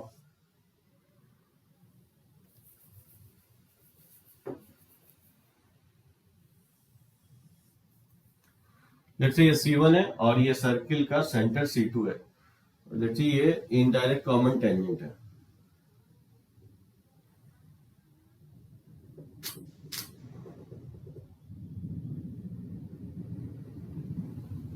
ठीक है, सेंटर को ज्वाइन करेंगे तो मान लेता हूं ये इंटरसेक्ट कर रहा है P पॉइंट पे, P डैश पॉइंट पे, P डैश मान लेता हूं, ठीक है ना। लेट्स से ये सर्किल का रेडियस R1 है और इस सर्किल का रेडियस R2 है, ठीक है ना। रेडियस टेंजेंट पे पर्पेंडिकुलर होगा, तो point of intersection, point of intersection of ICT divides the line joining center of two circle, divides the line joining center of two circle internally in the ratio of their radii, ठीक है। That is, मैं कहना ये चाह रहा हूं कि P dash divides C1 C2 internally in the ratio R1:R2, ठीक है। दैट मीन्स यानी P dash by C1 upon P dash C2, ये किसके इक्वल आएगा, R1/R2 के इक्वल आएगा। यानी जो P डैश है C1 C2 को डिवाइड करेगा R1:R2 रेशियो में। सिमिलरली जैसे ये लेट्स से मान लेता हूं ये लेंथ C और इसको मैं मान लेता हूं D, तो वही सिमिलर ट्रायंगल लगाया हो, ठीक है ना। तो C1D P डैश और C2 P डैश C, ये दोनों ट्रायंगल क्या होगा, सिमिलर होगा, क्योंकि ये एंगल जो है ना दोनों ट्रायंगल के लिए कॉमन है। बात समझे, दोनों सिमिलर ट्रायंगल में रेशियो प्रोपोर्शंस में होगा। तो जब भी P डैश का कोऑर्डिनेट, P डैश बोर्ड पे ऐसा पॉइंट होगा जहां से आप टेंजेंट ड्रॉ करोगे तो दो टेंजेंट आप ड्रॉ कर सकते हो, इनडायरेक्ट कॉमन टेंजेंट। तो सेक्शन इंटरनल के सेक्शन फॉर्मूला से P डैश निकाल लोगे, तो P डैश जब निकल गया, सेंटर दोनों सर्किल दिया रहेगा तो सेंटर पता होगा, रेडियस पता होगा, तो इंटरनल के सेक्शन फॉर्मूला से P डैश निकाल लोगे। और P डैश इस बोर्ड पे ऐसा पॉइंट है जहां से हम एक सर्किल पे अगर टेंजेंट ड्रॉ करते हैं तो ऑटोमेटिकली दूसरे सर्किल को भी क्या करेगा, टच कर लेगा। और पॉइंट पता है तो स्लोप m मान करके लाइन का इक्वेशंस लिख दोगे, किसी एक सर्किल पे perpendicular length equal to radius से स्लोप निकल जाएगा, ठीक है ना। ये तो हो गया पहला पॉइंट आपको। अब इसका लेंथ क्या होता है, length of indirect common tangent.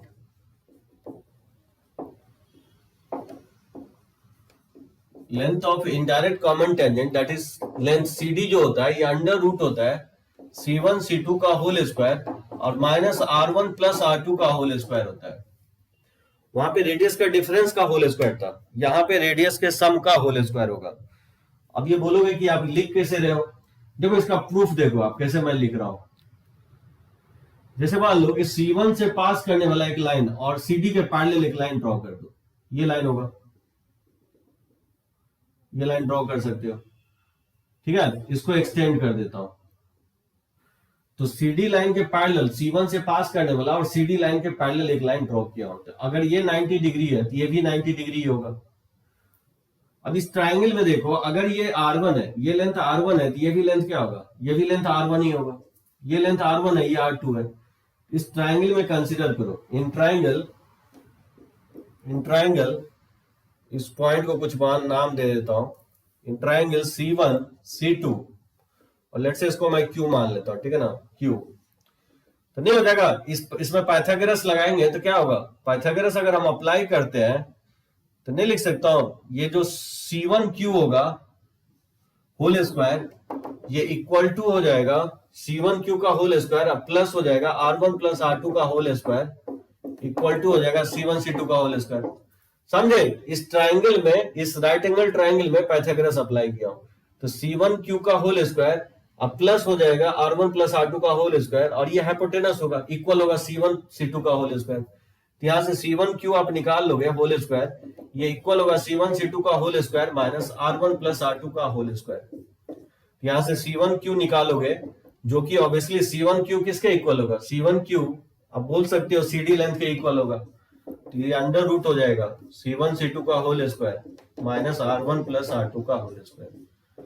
अब प्रूफ भी कर दिया हूं, या प्रूफ अगर नहीं याद रहता है तो आप डायरेक्टली ये फॉर्मूला याद रख सकते हो। इनडायरेक्ट कॉमन टेंजेंट का लेंथ कभी भी फाइंड आउट करने के लिए बोला जाएगा तो आप इस तरह से फाइंड आउट करोगे।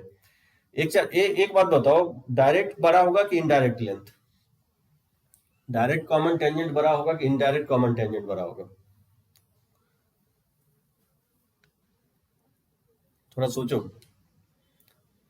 कौन सा लेंथ बड़ा होगा। मैंने दोनों लेंथ लिखवाया हूं, डायरेक्ट कॉमन टेंजेंट का भी लेंथ लिखाया हूं और एकदम सही है आयुष, डायरेक्ट का लेंथ बड़ा होगा क्योंकि वहां रेडियस का डिफरेंस घट रहा है, यहाँ रेडियस का सम घट रहा है, यहाँ ज्यादा वैल्यू घट रहा है, तो एकदम सही हो। लेंथ ऑफ DCT जो होगा ऑलवेज ग्रेटर देन होगा, या ऑलवेज ग्रेटर होगा लेंथ ऑफ ICT से। तो हमेशा DCT ग्रेटर हो ही होगा ICT से, ठीक है ना। DCT का लेंथ ऑलवेज ग्रेटर होगा ICT से। चलो ये थियरी हुआ, चलो इसमें क्वेश्चंस मैं ले लेता हूं। तो इसमें ध्यान रखना है कि जो डायरेक्ट कॉमन टेंजेंट होता है वो एक्सटर्नली डिवाइड करता है R1:R2 रेशियो में, जबकि indirect common tangent internally divide करता है R1:R2 रेशियो में। और फिर दूसरा पॉइंट बताया हूं कि दोनों का लेंथ क्या होगा, ठीक है। इसको रब करते हैं।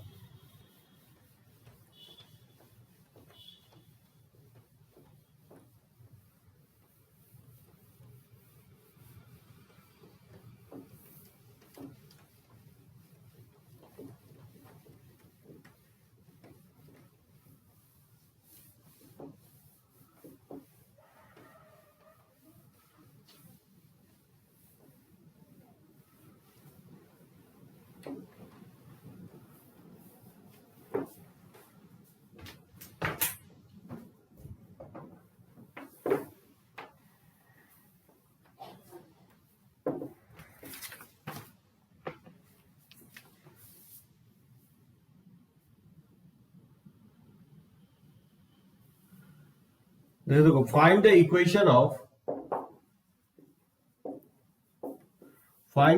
Of common tangent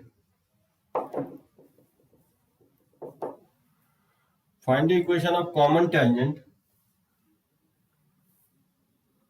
of two circle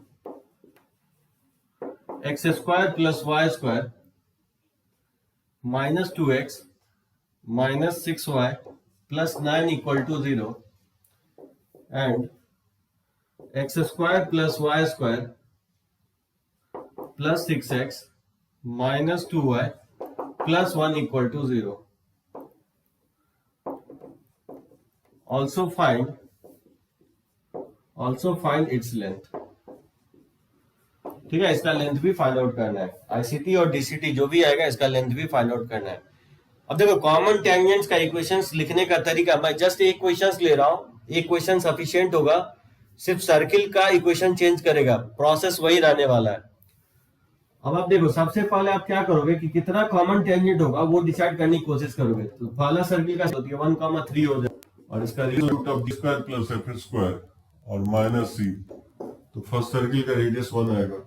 second circle का सेंटर है -3,1 और इसका रेडियस निकालोगे तो under root of ji square plus square और सी का वैल्यू है ये 3 हो जाएगा. तो सेंटर के बीच का डिस्टेंस अगर निकालोगे तो ये हो जाएगा 16 और 3 - 1 का होल स्क्वायर 4, ये 2√5. और क्लियरली दिख रहा है, अभी जस्ट मैं बताया था कि सेंटर के बीच का डिस्टेंस रेडियस के सम से ग्रेटर आ रहा है, यानी एक सर्किल दूसरे सर्किल के आउटसाइड होगा. देखो सबसे पहले मैं आपको डायग्राम कुछ इस तरह से होगा, ये तो कंफर्म है. एक सर्किल का सेंटर, लेट्स से इसका लेंथ बड़ा है तो इसका सेंटर मैं इधर लिख रहा हूं, सो -3,1, ठीक है ना. और इस सर्किल का सेंटर जो है रेडियस 1,3 लिख रहा हूं. इसका रेडियस छोटा है, इसका रेडियस 1 है और इसका रेडियस आपका 3 है. लेट्स से R1 मैं 3 मान लेता हूं और R2 को 1 मान लेता हूं. तो मुझे ये इक्वेशंस निकालना है, इसी को हम लोग बोलेंगे direct common tangent. 2 direct common tangent होगा और 2 इनडायरेक्ट कॉमन टेंजेंट होगा. इसको एक्सटेंड कर दोगे तो सबसे पहले P का कोऑर्डिनेट निकालोगे. तो मैं बताया P किस रेशियो में डिवाइड करेगा, 3:1 रेशियो में, R1:R2 रेशियो में डिवाइड करेगा. तो सेक्शन फॉर्मूला से, एक्सटर्नल डिवीजन के सेक्शन फॉर्मूला से पहले फाइंड आउट करेंगे हम P का कोऑर्डिनेट.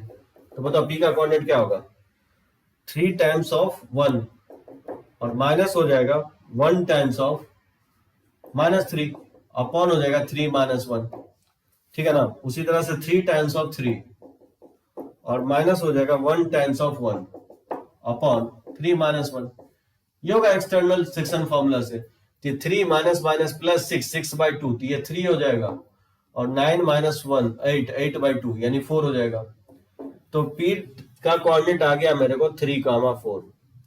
स्लोप क्या लेंगे, slope of common tangent, slope of common tangent मान लोगे. तो इक्वेशन ऑफ कॉमन टेंजेंट क्या हो जाएगा, equation of direct common tangent क्या होगा, 3,4 से पास कर रहा है तो y - 4 equal to m into x - 3. इसको लिख सकता हूं इस तरह से, mx - y और 4 - 3m इक्वल टू 0, ठीक है ना. तो इस लाइन का इक्वेशंस मैंने लिख लिया. इस लाइन का इक्वेशन आया 3x mx - y plus 4 - 3m equal to 0. और कोई भी एक सर्किल पे popular length equal to radius से हम लोग क्या करेंगे, फाइंड आउट कर लेंगे m का वैल्यू. तो बताओ किस पे करूं, मैं इसी सर्किल पे कर देता हूं. तो popular length equal to radius. So इस छोटे वाले सर्किल पे, क्योंकि ये लाइन अगर टच कर रहा है सर्किल को, तो बताया था कंडीशन ऑफ टेंजेंसी यही होता है. तो पॉपुलर लेंथ कैसे फाइंड आउट करेंगे, 1,3 इसमें पुट करेंगे, ये हो जाएगा 1 और माइनस और 3 इसमें पुट करेंगे तो 3 और प्लस हो जाएगा 4 - 3m का मॉड वैल्यू अपॉन हो जाएगा कोएफिशिएंट ऑफ x का स्क्वायर. तो कोएफिशिएंट ऑफ x का स्क्वायर m स्क्वायर है और कोएफिशिएंट ऑफ y का स्क्वायर और रेडियस इसका 1 है, ठीक है ना. ये हो जाएगा 1 - 2m का मॉड वैल्यू इक्वल टू हो जाएगा under root of m square plus 1. दोनों तरफ अगर स्क्वायर कर देंगे तो 1 - 2m का होल स्क्वायर इक्वल टू हो जाएगा m स्क्वायर प्लस 1. ये हो जाएगा 4m square minus 4m plus 1 equal to हो जाएगा m स्क्वायर प्लस 1, ठीक है. ये हो जाएगा 3m स्क्वायर और माइनस 4m, 1 से 1 तो कैंसिल आउट ही हो जाएगा दोनों तरफ से. यहां से देखोगे m का 2 वैल्यू आएगा, एक तो 0 आएगा और एक 4/3 आएगा. तो बताओ इसमें पुट कर देंगे, इसमें सब्स्टिट्यूट करेंगे, equation equations of common tangent, equation of direct common tangent क्या होगा? पुट करोगे तो y माइनस m का वैल्यू 0 पुट करोगे तो y माइनस 4 इक्वल टू 0 आएगा, और m का वैल्यू 4/3 पुट करोगे तो y minus 4 equal to 4/3 into x minus 3 आएगा। इसको क्रॉस मल्टीप्लाई करोगे तो 3y माइनस 12 इक्वल टू हो जाएगा 4x माइनस 12, 12 से 12 कट जाएगा तो 4x minus 3y equal to 0 आएगा। तो ये y minus 4 equal to 0 and 4x minus 3y equal to 0, यही क्या कहलाएगा? Equations of direct common tangent कहलाएगा।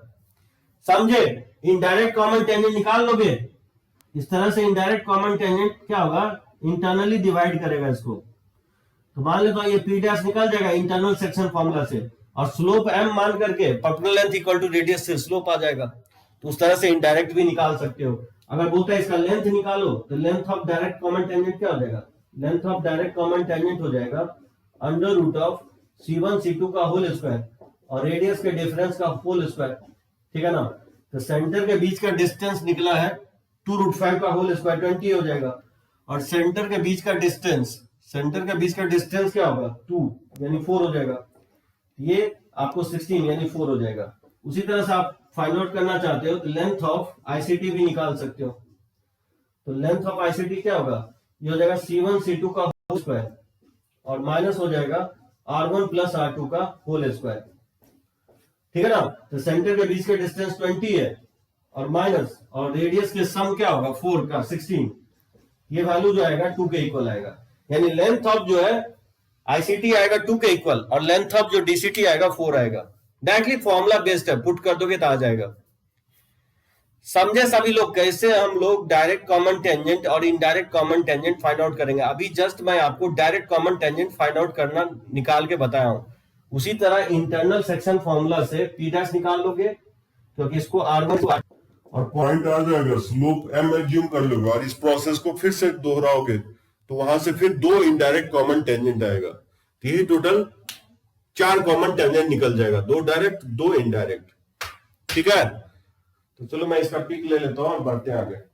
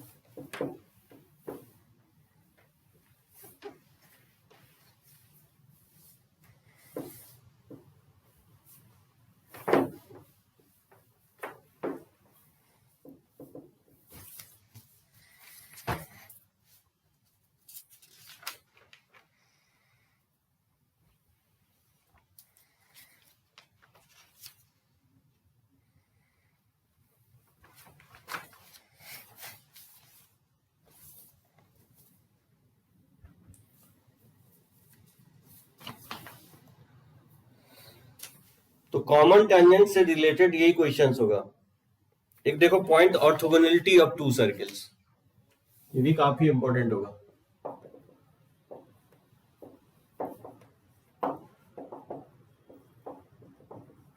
Orthogonality of 2 circles, 2 circle orthogonal कब होगा?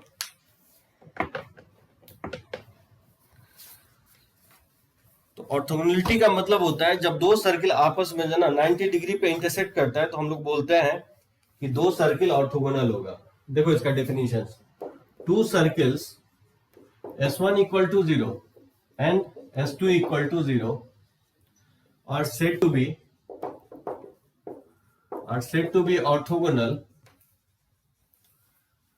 ठीक है, if the tangent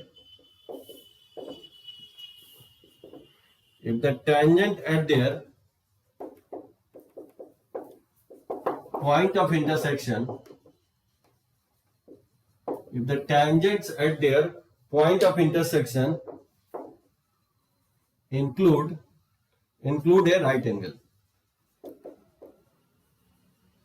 ठीक है, अगर दो सर्किल ऑर्थोगोनल तभी होगा जब आपस में दोनों इंटरसेक्ट 90 डिग्री पे कट करेगा।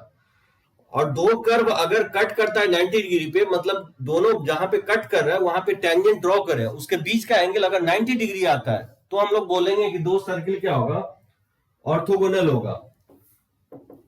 बात समझे? जैसे मान लो दो सर्किल अगर ऑर्थोगोनल है तो यहां पे जो टेंजेंट ड्रॉ करेंगे इस पॉइंट पे, और इस पॉइंट पे जब हम टेंजेंट ड्रॉ करेंगे तो ये क्या आना चाहिए, 90 डिग्री आना चाहिए। सिमिलरली यहाँ पे क्योंकि सिमेट्रिक है तो ऊपर आएगा तो नीचे भी आपको 90 डिग्री आएगा, ये 90 डिग्री पे कट करना चाहिए। ठीक है, ये मैं कंडीशंस लिखवा देता हूं। The conditions for two circles, the conditions for two circles to be orthogonal, the conditions of two circle x square plus y square plus 2g1 x plus 2f1 y plus c1 equal to 0 and x square plus y square plus 2g2 x plus 2f2 y plus c2 equal to 0, ठीक है, to be orthogonal. ठीक है, to be orthogonal, इसके बीच का ये conditions क्या होना चाहिए, ऑर्थोगोनल तभी होगा the conditions for two circles to be orthogonal if 2g1 g2 plus 2f1 f2 equal to होना चाहिए c1 प्लस c2 के, यानी ये कंडीशन सेटिस्फाई होना चाहिए।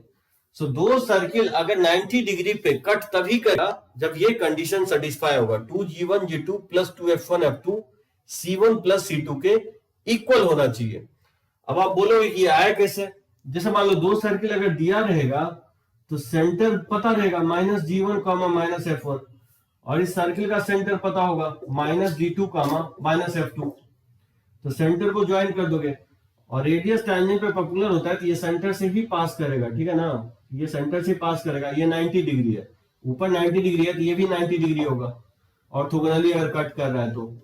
और ये रेडियस मुझे पता होगा R1 R2, तो दोनों प्रूफ मैं करने की कोशिश कर रहा हूं। ठीक है ना, देखो प्रूफ क्या होगा।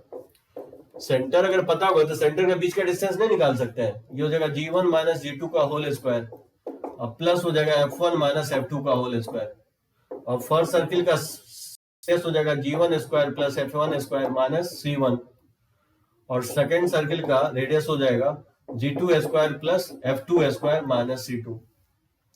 अगर ये दोनों सर्किल 90 डिग्री पे कट कर रहा है तो जो ट्राइंगल होगा, ठीक है, ये ट्राइंगल क्या होगा, राइट एंगल ट्राइंगल होगा, तो पाइथागोरस में होल्ड करेगा। c1 c2 का होल स्क्वायर इक्वल टू हो जाएगा r1 square plus r2 square, तो c1 c2 का होल स्क्वायर पुट कर दोगे तो ये हो जाएगा g1 माइनस g2 का होल स्क्वायर और प्लस हो जाएगा f1 माइनस f2 का होल स्क्वायर।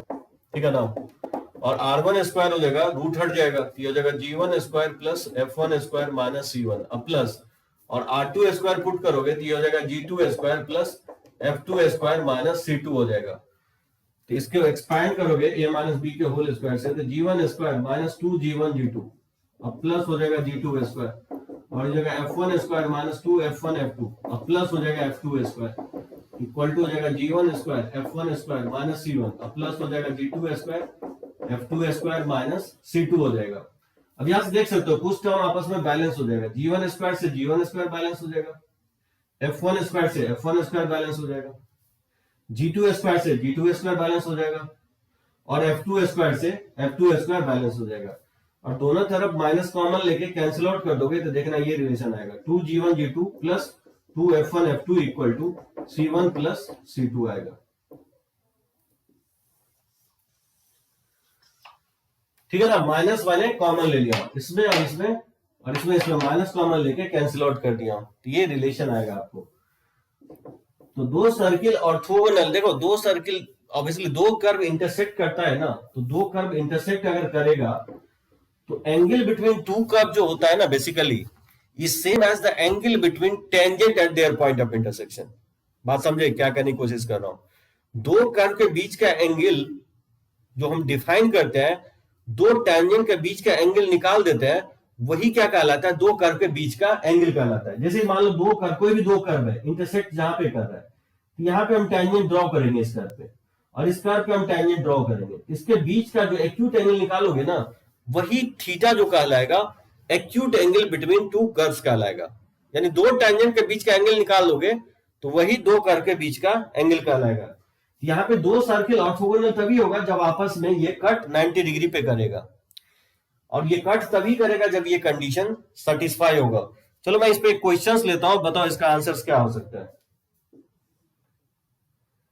जैसे find for what value of के,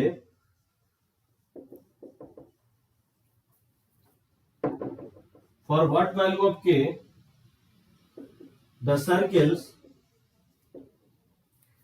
x squared plus y squared plus 5x plus 3y plus 7 equal to 0 and x squared plus y squared minus 8x plus 6y plus k equal to 0 cut orthogonally.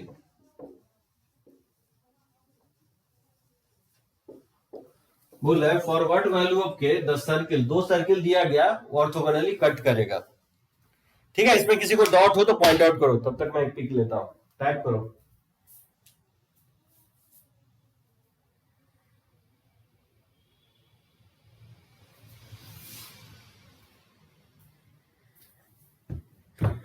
रब करें इसको।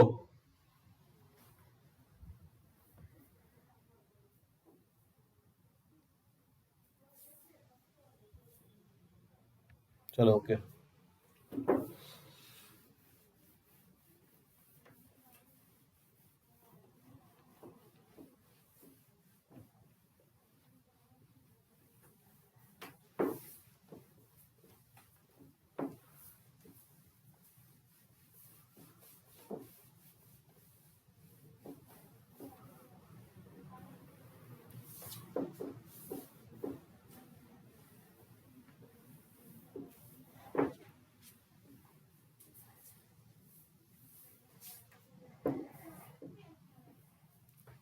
कैसे बनाओगे इसको? तो x square plus y square plus 2gx plus, ठीक है, इसको कंपेयर कर लेंगे जनरल इक्वेशन से। फर्स्ट इक्वेशन है 5x प्लस 3y और प्लस 7 इक्वल टू 0। तो x square plus y square plus 2g1x plus 2f1y plus c1 equal to 0 से कंपेयर करोगे तो ऑब्वियसली 2g1 ही 5 आएगा, तो g1 का वैल्यू हो जाएगा 5/2। उसी तरह से 2f1 को 3 के इक्वल करेंगे तो f1 हो जाएगा 3/2 और c1 आ जाएगा 7 के इक्वल। ठीक है ना। उसी तरह से सेकेंड इक्वेशन दिया गया x square plus y square minus 8x plus 6y plus k equal to 0। इसको भी क्या करेंगे, second 2g2x plus 2f2y plus c2 equal to 0। General equation से कंपेयर करेंगे तो 2g2 ही -8 के इक्वल है, यहां से g2 आ जाएगा -4। ठीक है ना। 2f2 है 6 के इक्वल, तो यहां से f2 आ जाएगा 3 के इक्वल और c2 क्या। अच्छा, कंपेयर तभी करोगे जब x square plus y square के कोएफिशिएंट को यूनिटी बना लोगे। ठीक है ना। यहाँ पे पहले से ही यूनिटी है और ये ऑर्थोगोनल बोल रहा है, कट कर रहा है ऑर्थोगोनली। तो कट ऑर्थोगोनली तभी करेगा जब ये कंडीशन सेटिस्फाई होगा। 2g1 g2 plus 2f1 f2 equal to होना चाहिए c1 प्लस c2। तो बताओ 2g1 का वैल्यू जो निकाल चुके हैं 5/2 है और g2 का वैल्यू है -4 प्लस 2f1 का वैल्यू है 3/2 और f2 का वैल्यू है 3 इक्वल टू c1 है 7 और c2 है k। ठीक है ना। ये 2 से 2 कट जाएगा, ये -20 हो जाएगा, प्लस ये 2 से 2 कट के 9 हो जाएगा और 7 प्लस के, ये वैल्यू आपको -11 अब इक्वल टू 7 प्लस के, यहां से k इक्वल टू आ जाएगा -18। ये होगा आपका k का वैल्यू। तो k अगर हम -18 लेंगे ये दोनों सर्किल आपस में ऑर्थोगोनली कट करेगा, और k का वैल्यू अगर -18 नहीं लेते हैं तो ये आपस में दोनों सर्किल ऑर्थोगोनली कट नहीं कर रहा होगा। ठीक है। इस पे क्वेश्चंस, इसी टाइप का क्वेश्चंस आता है एक कॉमन टेंजेंट मैं लिखवा देता हूं, इक्वेशंस ऑफ कॉमन टेंजेंट।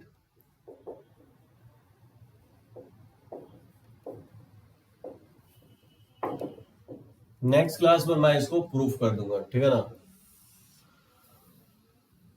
मान लो दो सर्किल आपको दिया गया है, एक सर्किल ये है और दूसरा सर्किल ये है, और एज्यूम करें कि दोनों सर्किल आपस में इंटरसेक्ट कर रहा है।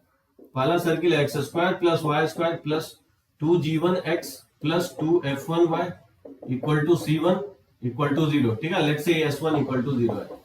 और ये सेकेंड सर्किल है x square plus y square plus 2g2 x plus 2f2 y plus c2 equal to 0। Let's say ये दो सर्किल s2 इक्वल टू 0 है। इसी लाइन को हम लोग क्या बोलेंगे, कॉमन बोलेंगे। इसी को बोलेंगे कॉमन कॉर्ड, ठीक है ना। इस कॉमन कॉर्ड का इक्वेशंस कैसे फाइंड आउट करेंगे?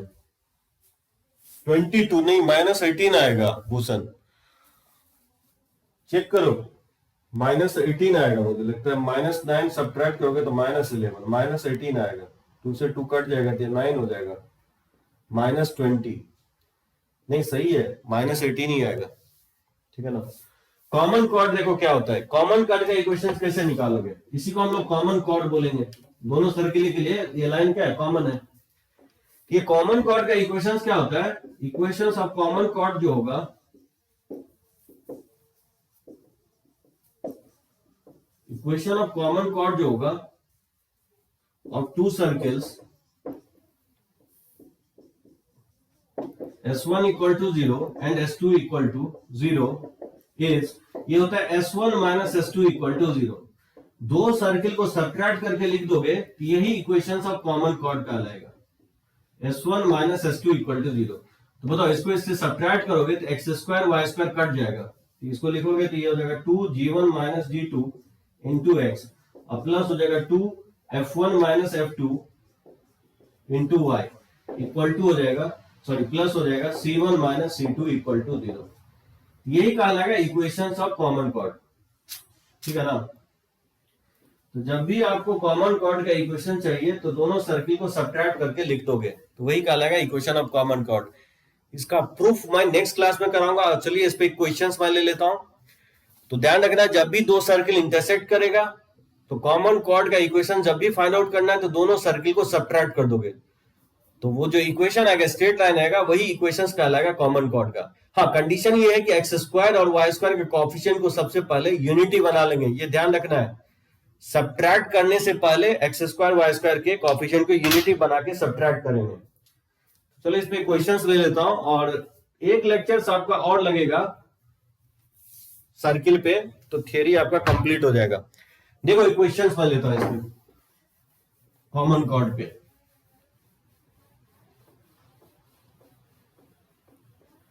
और काफी इंपॉर्टेंट क्वेश्चन है ये, बहुत बार मेंस में आया है क्वेश्चन। देखो, tangents are drawn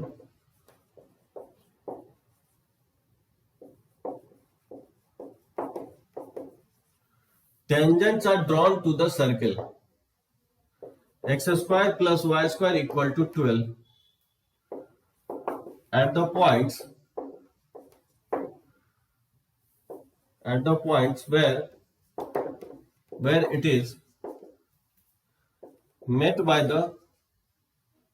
where it is met by the circle x square plus y square minus 5x plus 3y minus 2 equal to 0.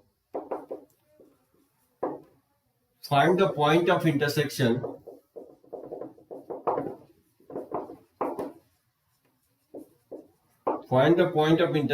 of these tangent.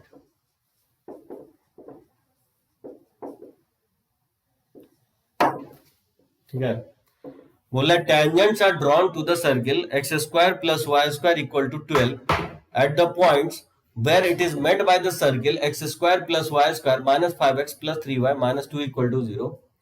Find the point of intersection of these tangents.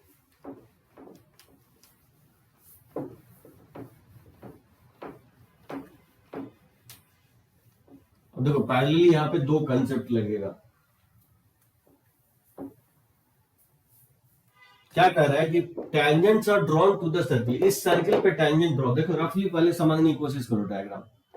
बोला एक circle है जिसका equation दिया है x square plus y square minus 12 equal to 0। बोल रहा है इस सर्किल पे टेंजेंट ड्रॉ किया जा रहा है, ठीक है। कहां पे टेंजेंट ड्रॉ किया जा रहा है? Where it is met by the circle, ये सर्किल जहां पे मेट कर रहा है। तो मान लो ये सर्किल इसको मेट कर रहा है, लेट्स से ये सर्किल का इक्वेशन है x square plus y square minus 5x plus 3y minus 2 equal to 0। Let's say इसको मैं S2 मान लेता हूं और इस सर्किल को S1। तो जहां मीट किया है, इस सर्किल को जहां पे मीट किया वहां टेंजेंट ड्रॉ किया जा रहा है, ये टेंजेंट ड्रॉ किया जा रहा है, ठीक है, इस सर्किल पे। तो बोल रहा है इसका पॉइंट ऑफ इंटरसेक्शन निकालो। तो मान लेते हैं इस पॉइंट ऑफ इंटरसेक्शन को x1, y1, ये मुझे x1, y1 निकालना है, ठीक है।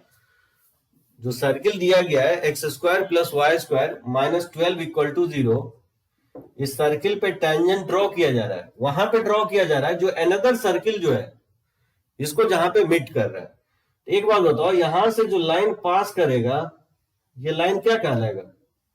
ये लाइन आपको कॉमन कॉर्ड कहलाएगा, निकालेगा। दोनों सर्किल के लिए ये लाइन कॉमन कॉर्ड होगा। तो सबसे पहले तो हम ये लिखेंगे कि इक्वेशंस ऑफ कॉमन कॉर्ड क्या होगा? वो होगा S1 minus S2 equal to 0। दो सर्किल को सब्ट्रैक्ट कर देंगे, x square plus y square minus 12 और माइनस हो जाएगा x square plus y square और माइनस 5x और plus 3y minus 2 equal to 0, ठीक है ना। तो एक्स स्क्वायर वाई स्क्वायर से आपस में कट जाएगा, तो x square plus y square minus 12 open करोगे तो एक्स स्क्वायर, ये plus minus minus y square और ये माइनस माइनस प्लस 5x और माइनस 3y और प्लस 2 इक्वल टू 0 हो जाएगा। अब यहां से देख सकते हो एक्स स्क्वायर से एक्स स्क्वायर, वाई स्क्वायर से वाई स्क्वायर कट जाएगा, तो ये 5x और माइनस 3y और माइनस 12 प्लस 2, ये माइनस 10 इक्वल टू 0 आ जाएगा। तो ये आपका कॉमन कॉर्ड का इक्वेशंस निकल गया। अब बोलोगे कि कॉमन कॉर्ड से कैसे निकलेगा x1, y1? मुझे यही चाहिए, find the point of intersection of these tangent. ये जो टेंजेंट जहां पे इंटरसेक्ट किया है वो मुझे x1, y1 फाइंड आउट करना है। एक बात बताओ सभी लोग कि x1, y1 के रिस्पेक्ट में ये लाइन को क्या नाम दोगे? लेट्स से मैं इसको A मान लेता हूं और इसको B। x1, y1 के रिस्पेक्ट में AB लाइन क्या कहलाएगा?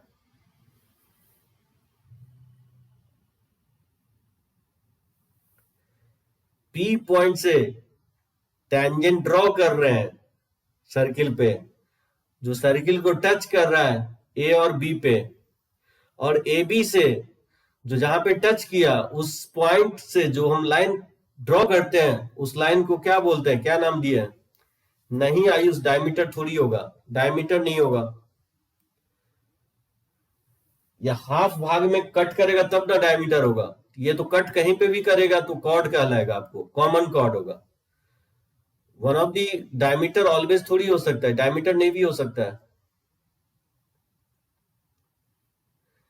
किसी भी एक्सटर्नल पॉइंट से, थ्योरी याद करो, किसी भी सर्किल के एक्सटर्नल पॉइंट से टेंजेंट ड्रॉ करते हैं और इस सर्किल को टेंजेंट जहां पे टच करता है उससे जो लाइन पास करता है उस लाइन को क्या नाम बोले हैं? उस लाइन को हम नाम दिए हैं कॉर्ड ऑफ कॉन्टेक्ट। याद आया? Chord of contact.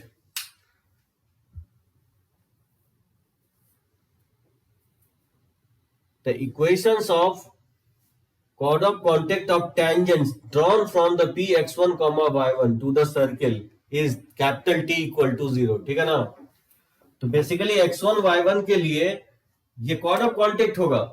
The equations of chord of contact, the equations of chord of contact of tangents drawn from Px1, y1 to the circle x square plus y square minus 12 equal to 0। क्या लिखवाया था? t equal to 0 होता है। Cord of contact का equations में ये लिखवाया, और t क्या होता है? बेसिकली रिप्लेसमेंट मेथड से लिखते हैं, एक्स स्क्वायर को रिप्लेस करोगे एक्स x1 से, x1 का वैल्यू यहाँ x1 ही है, वाई स्क्वायर को रिप्लेस करेंगे y बाय 1 से, और -12 इक्वल टू 0, कांस्टेंट टर्म में कोई चेंज नहीं होगा। तो ये हो गया इक्वेशंस 1 जो कॉर्ड ऑफ कॉमन कॉर्ड का इक्वेशंस है, और ये हो गया इक्वेशंस 2 जो कॉर्ड ऑफ कॉन्टेक्ट का है। तो दोनों लाइन तो ए बी लाइन ही है ना, दोनों लाइन तो ए बी है, नाम अलग अलग है। दोनों सर्किल के लिए A B line chord of common chord होगा, जबकि A B line same line के लिए सर्किल फर्स्ट के लिए कॉमन कॉर्ड होगा। तो दोनों लाइन तो सेम लाइन को ही रिप्रेजेंट कर रहा है। Equations 1 and 2 represent the same line, समझे? दोनों लाइन तो सेम ही है ना, तो इसका कोएफिशिएंट क्या होगा? प्रोपोर्शन में होगा। x का कोएफिशिएंट यहाँ x1 है, और यहाँ पे x का कोएफिशिएंट 5 है, इक्वल होगा यहाँ पे y का कोएफिशिएंट y1 है, और यहाँ पे y का कोएफिशिएंट -3 है। यहाँ पे x का कांस्टेंट टर्म -12 है, यहाँ पे -10 है। तो जब दोनों लाइन सेम लाइन है, रिप्रेजेंट कर रहा है, तो कोएफिशिएंट प्रोपोर्शन में होगा। तो x का कोएफिशिएंट, y का कोएफिशिएंट और कांस्टेंट टर्म क्या होगा? प्रोपोर्शन में होगा। यहां से इक्वेशन 1, इसको मान लो ये 2 और इसको मान लो 3। तो बताओ, अगर 1 एंड 3 से अगर निकालना चाहे, x1 का वैल्यू क्या आएगा? ये 12/5 ये 2 से कट जाएगा, तो ये आपका माइनस से माइनस कैंसिल आउट हो जाएगा, तो ये 6 हो जाएगा, ठीक है। और 1 और 2 और 3 से अगर निकालते हो तो y1 का वैल्यू आएगा, इससे निकालोगे तो ये माइनस माइनस कट जाएगा 3, तो और ये 2 से 6 9/5 हो जाएगा, ठीक है। तो 6 एंड 9 माइनस 18/5 होगा, सॉरी ये 6 18/5 होगा। तो माइनस साइन के साथ 18/5 होगा, यानी जो p का कोऑर्डिनेट आएगा वो आपको 6, -18/5 होगा। 6, -18/5, ठीक है। तो काफी इंपॉर्टेंट क्वेश्चन है, बहुत लोग स्ट्राइक नहीं करता है, ठीक है ना, बहुत इंपॉर्टेंट होगा। तो 2 कंसेप्ट यहाँ कवर किया हूं। कॉमन कॉर्ड वैसे मैं आपको प्रूफ करूंगा नेक्स्ट क्लास में, और फिर मैं कॉर्ड ऑफ कॉन्टेक्ट से रिलेटेड। तो जब भी दो सर्किल इंटरसेक्ट करता है और बोलता है कि जहां पे इंटरसेक्ट कर रहा है उस सर्किल पे point of intersection of tangent निकालो, तो क्या करेंगे? पहले हम लोग कॉमन कॉर्ड निकाल लेंगे दोनों सर्किल को S1 - S2 = 0 करके, और फिर जिस सर्किल पे टेंजेंट ड्रॉ किया जा रहा है तो same line A B line क्या होगा? उस पॉइंट के लिए कॉर्ड ऑफ कॉन्टेक्ट कहलाएगा। तो कॉर्ड ऑफ कॉन्टेक्ट का इक्वेशंस पता है और रिप्लेसमेंट मेथड से निकालते हैं। टेंजेंट सर्किल के इक्वेशन में एक्स स्क्वायर को रिप्लेस कर देते हैं x1 से, y स्क्वायर को y/1 से, कांस्टेंट टर्म में एज इट इज रहेगा। अब क्योंकि ये कॉमन कॉर्ड का इक्वेशन है और ये कॉर्ड ऑफ कॉन्टेक्ट का इक्वेशन है, नाम अलग अलग जरूर है लेकिन ये दोनों ही लाइन सेम लाइन को रिप्रेजेंट कर रहा है, तो कोएफिशिएंट इसका क्या होगा? प्रोपोर्शन में होगा, ठीक है ना। तो चलो इसका मैं एक पिक ले लेता हूं।